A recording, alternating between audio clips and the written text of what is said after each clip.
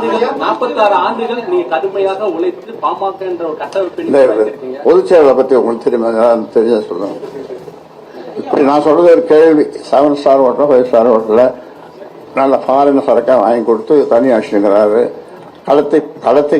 களத்தை சென்று பணமாவது தண்ணி எல்லாம் இங்க என்ன சொன்னார் பொதுச் செயலாளர், நான் துணிமணிலாம் அங்க தேனி மாவட்டம் தான் ஒரு சொந்த ஊர், அங்க வச்சுட்டு வந்துட்டேன். இங்க இவர் தங்கியிருக்கிறது ஒரு அறை ஒன்று கொடுத்துருக்கேன் அங்க பின்னால இவருக்காகவே ஒரு ரூம்.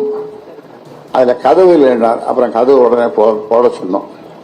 திரும்பி வருவார்னு பார்த்தா அப்புறம் இந்த மாதிரி கேள்விப்படுறோம். அவர் மிதக்கிறார் மிதந்து கொண்டே இருக்கிறார் என்று கேள்விதான். எவ்வளவு தூரம் உண்மை என்னன்னு தெரியாது எனக்கு. 46 ஆண்டுகள் நீங்க கடுமையாக உழைத்து பாமக என்ற ஒரு கட்டமைப்பு உருவாக்கி இருக்கீங்க. இப்போ உங்க மோதல் காரணம் 96,000 கிராமங்கள், 96,000 கிராமங்களுக்கு என் காதல். மோதல் காரணமா தொண்டர்கள் சோர்வடைந்து அந்த கட்டமைப்பு உடைகின்ற ஒரு சூழலை உருவாகிட்டு அது கிடையாது. ஏன்னா எப்பொழுதும் தொண்டர்கள் கிடையாது, அவங்க மக்களுக்கு தொண்டு செய்கிறவர்கள். மக்களுக்கு தொண்டு செய்கிற அவர்கள் மக்கள் தீர்ப்பே மகேசன் தீர்ப்பு என்று சொல்ற மக்களுக்கு தொண்டு செய்கிறவர்கள் அவர்களை போய் என்னுடைய தொண்டர்கள் என்று சொல்ல முடியாது. அவர்கள் நான் முதல்ல சொன்ன மாதிரி அவர்கள் தான் வழங்கப்பட வேண்டிய ஒரு தெய்வங்கள்.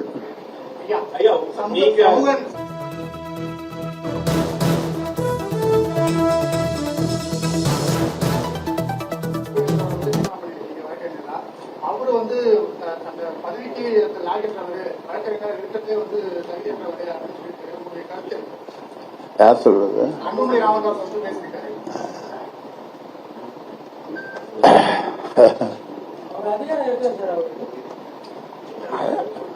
வழக்கறிஞர் சமூக பேரவை மாத்தி போட்டிருக்கோம், அவ்வளவுதான். ஏன்னா இவர் சரியில்லை என்பதனாலே அவரை மாத்தி போட்டிருக்கிறோம். ஏன்னா ஒருத்தரே இருக்கணும்னு அவசியம் கிடையாது. அதனால வந்து மாற்றோம். 22 ஆண்டு காலம் வந்து கேபால் வந்து பல வழக்குகளை பாமக தொடர்ந்திருக்காரு, பல வழக்குகளை வெற்றிகளையும் பெற்றுக் கொண்டிருக்காரு. அவரை மாற்றுறதுக்கான அவசியம் இல்லை. இதுக்கு முன்னாலேயும் பாட்டாளி மக்கள் கட்சிக்கு இந்த வழக்கறிஞர் சமூக நீதி பேரவை இருந்தாங்க. அவங்க இவரை விட திறமையானவர்கள். ஆனால் இப்ப நம்ம கட்சியில வேற கட்சிக்கு போயிட்டாங்க. ஆனா இன்னைக்கு என் மேல பாசமா இருக்காங்க. ஒரே விஷயம் ஐயா, தொடர்ந்து இருக்கிற ஒரு மாசத்தோட குழப்பம் ஐயா தெளிவா என்ன சொல்றீங்க? அன்புமணிக்கும் உங்க தொண்டர்களுக்கும் சொல்ல வேண்டிய கருத்து 2026 அப்புறம் உனக்கு அந்த பதவி கொடுக்குறப்பா ஐயா என்ன சொல்லுவாரு? கோர்வையா சொன்னீங்கன்னா நீங்க சொல்ற மாதிரியே இந்த தேர்தல் முடிந்த பிறகு எல்லாமே அவர் மாறி போயிட்டோம். அது வரைக்கும் நீங்க தான் தலைவர்னு சொல்றீங்க. அது வரைக்கும் நான் தான் தலைவர். அதாவது இதை நிறுவிய நான் ஒரு தலைவர் பதவி தான். வேற நான் கூட்டணி சேர்ந்து கூட்டணி மந்திரி சபையில போய் மந்திரி அந்த சீட்டு அந்த மாதிரி எப்பொழுதும் எந்த காலத்திலையும் சத்தியமா அமைச்சர் பதவிக்கு அரசியல் அந்த மாதிரி இதுக்கும் நான் போக மாட்டேன். தலைவர் பதவி ஏன்னா அது இவருடைய நடத்தினால, அதாவது நிர்வாக குழு கூட்டத்தை கூட்டினேன். அந்த நிர்வாக குழு கூட்டத்தில் பகிரங்கமாக சொன்னேன். ஒருவர் லேசாக இவரை விமர்சித்தார். 19 பேர் மொத்தம் நிர்வாக குழு. ஒருவர் இவரை லேசாக விமர்சித்தார். அது நல்ல விமர்சனம். அப்பொழுது அவர் பாய்ந்தார். அவர் துப்பாக்கி இருந்தால் சுட்டிருப்பார் அவரை அந்த அளவுக்கு பாய்ந்தார். அப்புறம் மற்றவங்கெல்லாம் கருத்து சொன்ன ஒண்ணு இல்லைட்டாங்க, பயந்து எல்லாம் யாரும்.